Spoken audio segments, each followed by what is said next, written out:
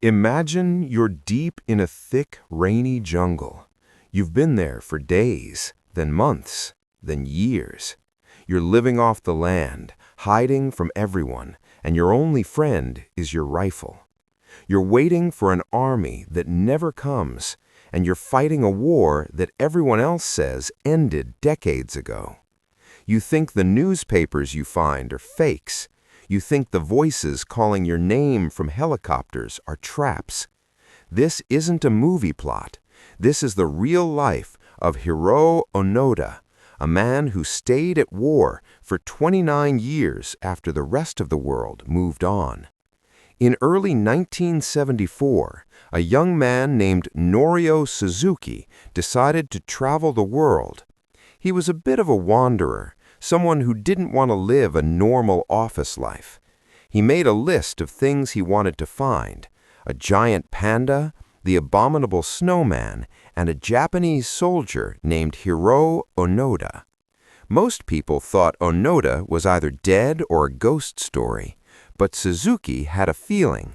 He went to Lubang Island in the Philippines, walked into the jungle, and started calling out. Against all odds, he found him. But Onoda didn't just come out and say hello. He came out with a gun. To understand why a man would hide in a jungle for nearly 30 years, we have to go back to 1944. Onoda was a young officer, only 22 years old. He wasn't a regular soldier. He was trained at the Nakano School, which was a secret place for intelligence and guerrilla warfare. They didn't just teach him how to shoot. They taught him how to survive anywhere, and more importantly, how to never give up. His commander, Major Taniguchi, gave him very specific orders. He told Onoda that no matter what happened, he was not to surrender. He was told that even if the island was taken, even if the Japanese army pulled back, he was to stay and cause trouble for the enemy. It may take 3 years, it may take 5, the major told him, but whatever happens, we'll come back for you. Those words became Onoda's reality. When he arrived in Lubang Island in late 1944, things were already going bad for Japan. The Americans were winning, and they were moving closer.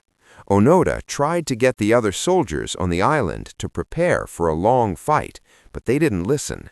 They were tired and scared. When the Americans finally landed, most of the Japanese soldiers were killed or captured. Onoda, however, took 3 other men and disappeared into the mountains. He had his rifle, his sword, and the orders stuck in his head like a nail. The actual war ended in August 1945, but for Onoda and his 3 companions, Akatsu, Shimada, and Kozuka, the war was just beginning. They saw leaflets dropped from planes that said the war was over and told them to come down. But remember, Onoda was trained in intelligence. He looked at the leaflets and thought they were a trick. He found mistakes in the printing and thought the language sounded off. He convinced his men that the Americans were just trying to lure them out of hiding so they could kill them. Life in the jungle was incredibly hard. They lived in small shacks they built from branches and palm leaves. They ate bananas, coconuts, and sometimes they'd kill a cow from a local farm to get meat. They had to be silent, moving their camp every few days so they wouldn't be caught. They kept their rifles perfectly clean. They spent hours every day polishing the metal and making sure the bullets were dry. To them, those guns were their only connection to their home and their duty. As the years turned into a decade, the group started to break apart. The first to go was Akatsu. In 1949, he couldn't take it anymore. He just walked away one day and surrendered to the local police. When Onoda found out, he didn't think, oh, maybe the war is over. He thought, Akatsu has been captured and brainwashed. This made Onoda even more careful. He moved deeper into the woods. He started to view the local villagers not as people, but as enemy spies. When they tried to farm their land, Onoda and his men would shoot at them or burn their crops. To the people of Lubang, Onoda wasn't a hero. He was a demon that lived in the mountains. In 1954, things got even worse. During a small fight with a search party, Shimada was shot and killed. Now it was just Onoda and Kozuka. The two of them stayed together for another 18 years. Think about that for a second. Two men, alone in the woods for nearly 20 years, talking about the same war every single day. They watched the world change from a distance. They saw planes flying overhead, modern jets that didn't exist in 1944. Instead of thinking the world had advanced, they convinced themselves that the war had moved into a new, more high-tech phase. In 1972, the final tragedy happened. Onoda and Kozuka were burning a pile of rice that belonged to some farmers when the police arrived. In the shootout, Kozuka was killed. Onoda was now completely alone. For 2 years, he lived as a ghost.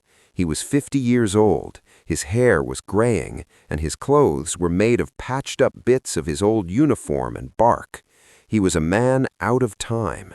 He was literally the Japanese soldier who kept fighting after World War II, even though everyone he knew was gone. When Norio Suzuki finally found him in 1974, he tried to tell him everything. He told him Japan was rich now, that there were radios and televisions and cars. He told him the emperor was still alive, but no longer a god king. Onoda listened, but he wouldn't budge. He told Suzuki, "I cannot surrender because my orders haven't been canceled. Only my commander can tell me to stop." Suzuki realized that facts didn't matter to Onoda. Only duty mattered. Suzuki traveled back to Japan and did something amazing. He tracked down Major Taniguchi, the man who had given the orders 30 years ago. Taniguchi was an old man now, working in a bookstore. He agreed to go to Lubang. On March 9, 1974, the two men met in a small clearing in the jungle. Taniguchi wore his old military cap. He stood in front of Onoda and read an official order. It said that all combat activity was to stop and that all soldiers were to lay down their arms. Onoda stood still. He took off his rifle, he took off his sword, and he handed them over. He began to cry. For 30 years he had been a soldier. Now, in a few seconds, he was just an old man who had missed his entire life. When he finally came back to Japan, he was treated like a superstar. But he didn't like the new Japan. He thought people had become soft and lost their spirit. Eventually, he moved to Brazil to start a ranch, trying to find the quiet he had in the jungle, but without the killing. He was often called the last soldier of World War II, and while that sounds like a legend, it's also a very sad story. It's a story about what happens when you follow orders so perfectly that you lose your humanity. Onoda died in 2014, but his story still makes us wonder, what are we holding on to that ended a long time ago? I hope you found this deep dive into history interesting. If you did, please hit that like button and subscribe to the channel for more stories about the strange and forgotten parts of our past. It really helps me out. Thanks for watching, and you're listening to Ethereal Bygoner.